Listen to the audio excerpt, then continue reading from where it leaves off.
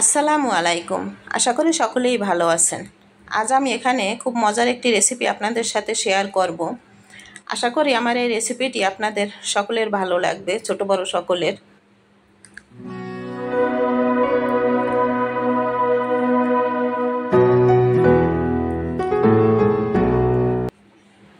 প্রথমে আমি এখানে 3টি সেদ্ধ আলু নিয়েছি।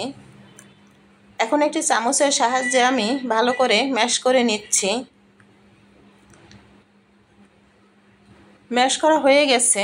এখন আমি এখানে কর্নফ্লাওয়ার দিয়ে দেব 2 চামচের মতো। শুকনো মরিচ তেলে গুঁড়ো করে নিয়েছি, এখানে 1 চামচ দিলাম। ধনিয়া পাতা কুচি দিয়ে দিলাম 1 টেবিল চামচের মতো। স্বাদমতো লবণ দিয়েছি। এখন ভালো করে আমি মিশিয়ে নিচ্ছি। এটা হাত দিয়েও মেশানো যাবে। এখানে আমি শুকনো মরিচের গুঁড়ো দিয়ে দিলাম 1 চামচের মতো। ঝালটা আপনারা আপনাদের পছন্দ মতো দিয়ে নিতে পারেন।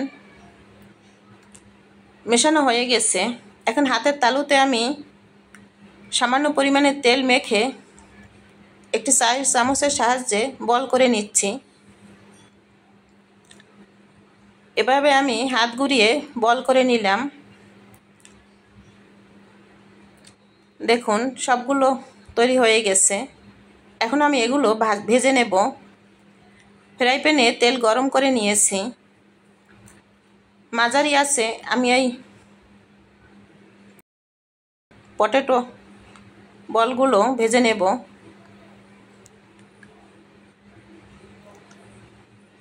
ঘুরিয়ে ঘুরিয়ে আমি এগুলো ভেজে নিচ্ছি। আলু দিয়ে আমরা যে খাবারই তৈরি করি না কেন সবারই প্রিয় থাকে এই খাবারগুলো, সবাই পছন্দ করি। এখানে ভাজা হয়ে গেছে। এখন আমি তুলে নিলাম, পরিবেশন করে নিচ্ছি পটেটো বল।